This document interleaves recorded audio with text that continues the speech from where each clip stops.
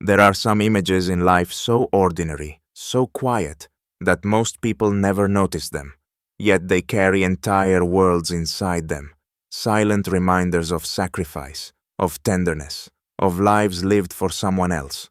One of those images is simple: a pair of shoes left by the door. They do not shine, they are not new, they are not meant to impress. They wait silently, half forgotten, touched by dust or the fading light of the evening. But inside those shoes lives a story of a heart that chose to give everything it had so that someone else could walk more easily.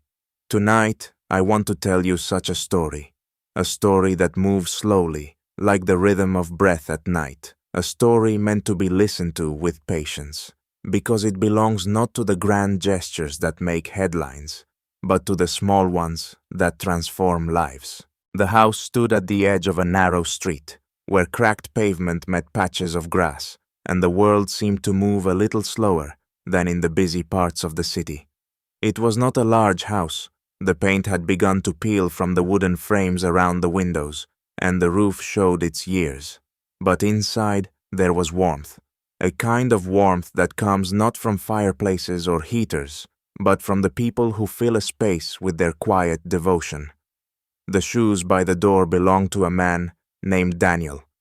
He was a father, not the kind whose stories appear in books or newspapers, but the kind whose love revealed itself in hidden ways, through the rhythm of long days and the soft silence of nights.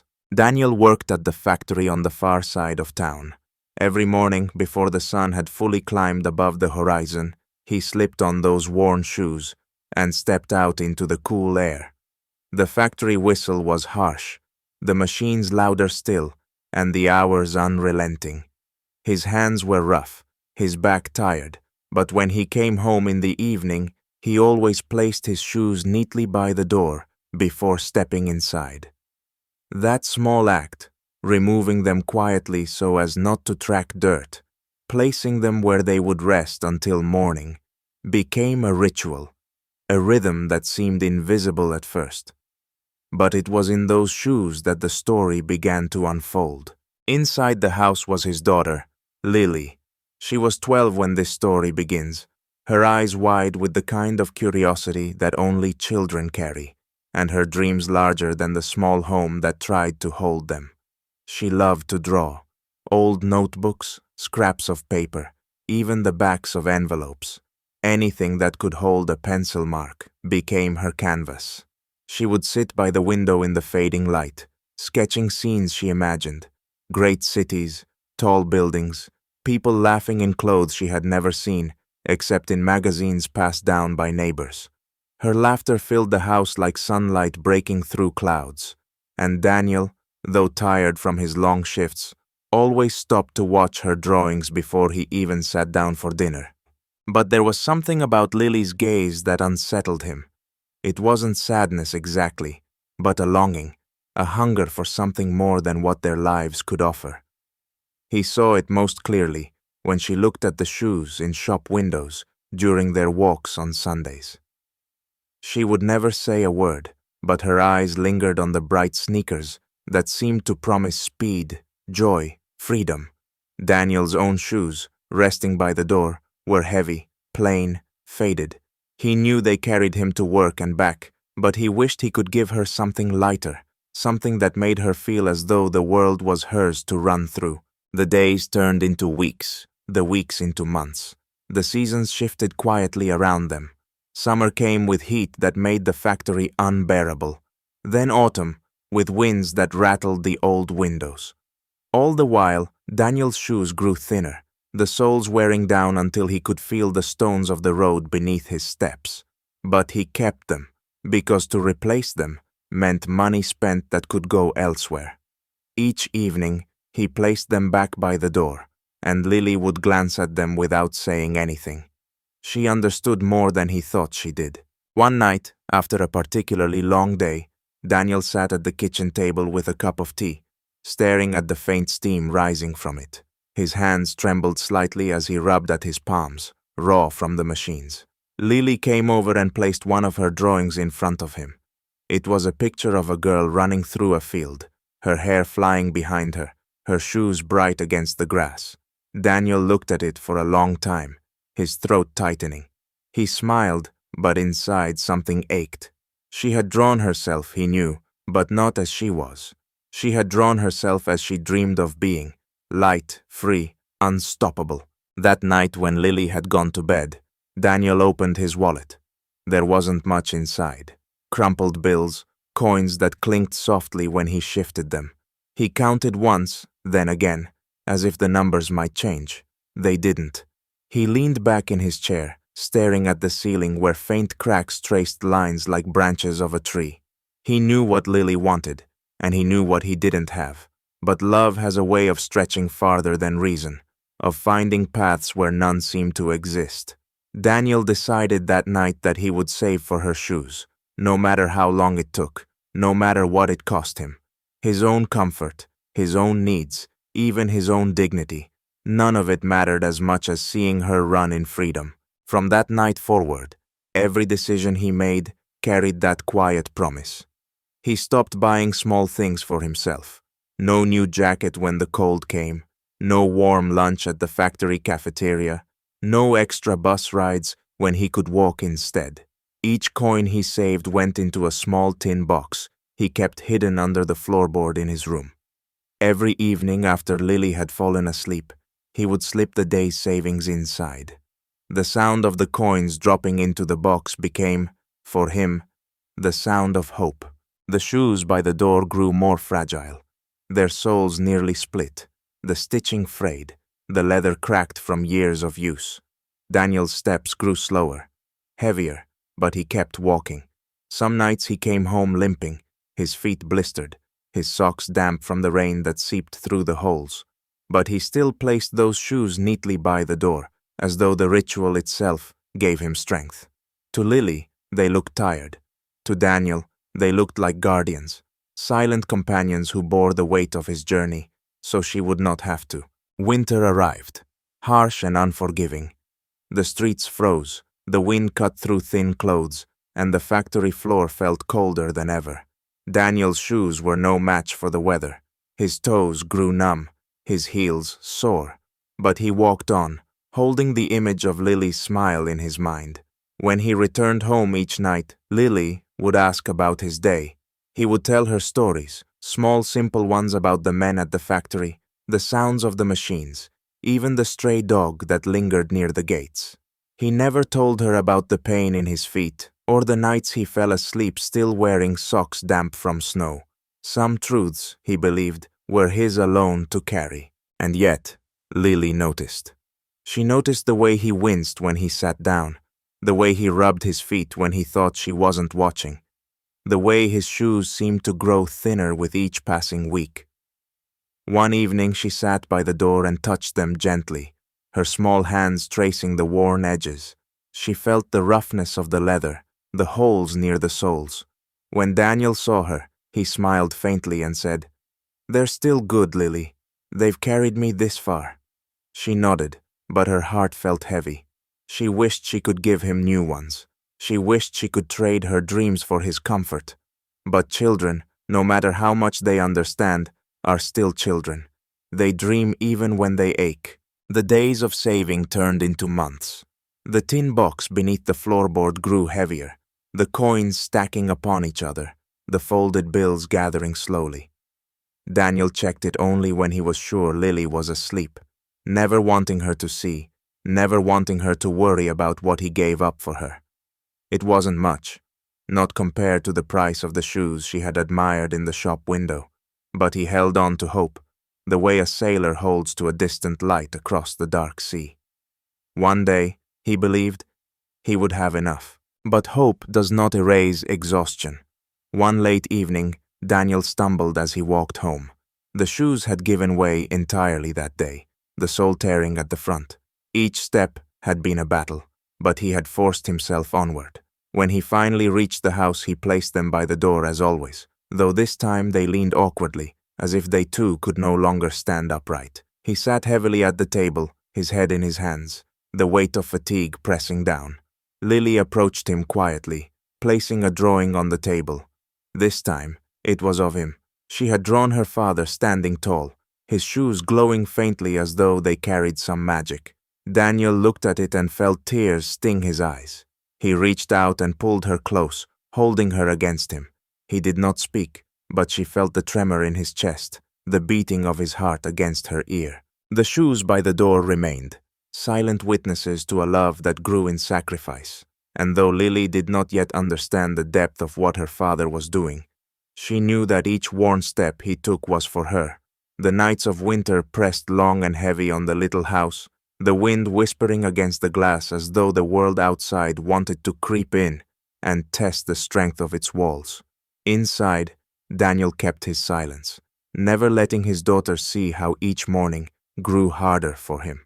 The shoes by the door had become a shadow of themselves, creases deep as scars, soles patched with scraps of rubber, laces knotted and frayed.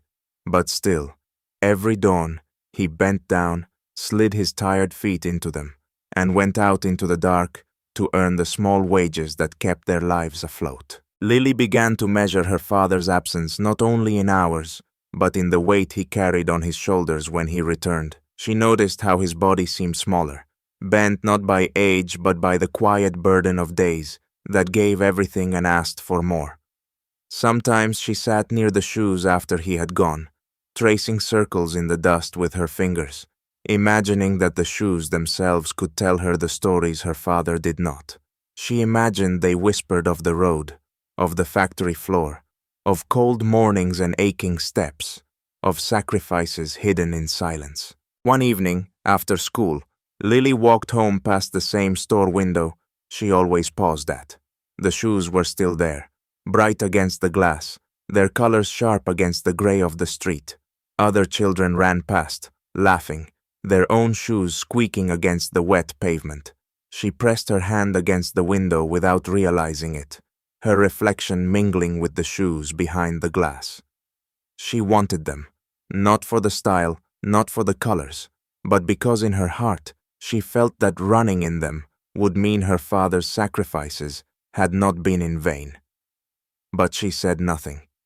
She only carried the image home with her, folded into the quiet corners of her imagination. At dinner that night, Daniel watched her carefully. He could see when her eyes drifted, when she chewed more slowly, when her thoughts wandered somewhere far from their modest kitchen. He wanted to tell her that one day things would be different, but he feared that promises spoken aloud might crumble under the weight of reality.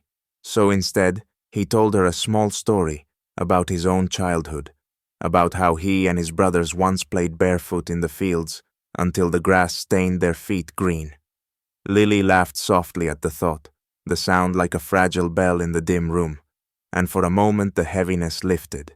Later, when she had gone to bed, Daniel went to the floorboard. The tin box was heavier now. He lifted it with care, as though it were fragile, though inside were only coins and crumpled notes. He opened it slowly, listening to the soft clink as he poured the coins into his hand. He counted again, lips moving silently in the dark. Not enough, not yet. He closed the box and returned it to its hiding place, pressing the floorboard back into place with the patience of a man who had taught himself to live with waiting. Spring arrived timidly, like a guest uncertain of its welcome. The snow melted into streams that ran along the edges of the streets, and the air carried the faint scent of earth, waking from its long sleep. But with the thaw came rain, endless and soaking, and Daniel's shoes, already battered by winter, gave way further. The seams split, the soles detached in parts, and with every step, water seeped through. At the factory, he kept his head down, hoping no one would notice, ashamed not of the shoes themselves, but of what they revealed about his life. Yet every night when he came home and placed them by the door, Lily noticed. She began to draw them, sketch after sketch of her father's shoes. At first she tried to capture the holes and cracks, the weary look of them, but slowly her drawings changed.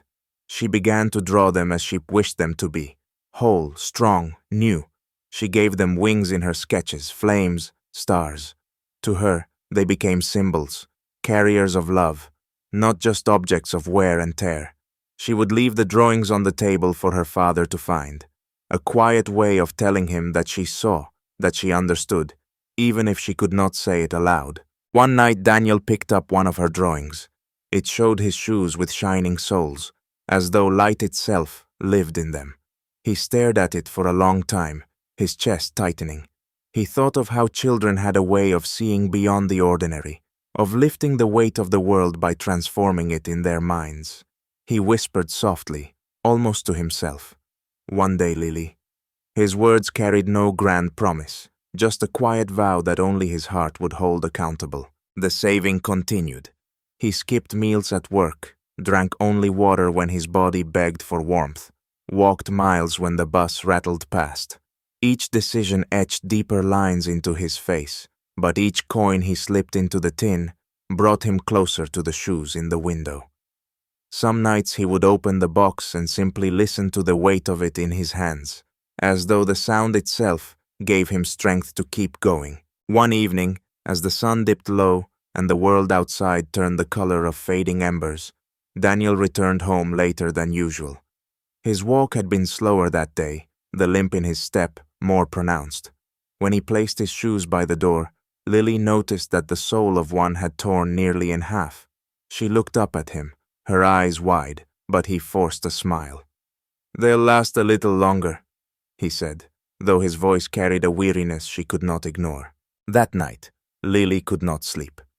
She lay awake, staring at the ceiling, thinking about her father's shoes and the way he always smiled, even when she could see the pain in his eyes. Quietly, she got up and tiptoed to the kitchen, where the shoes rested. She sat beside them, touched them gently, and whispered, "Thank you."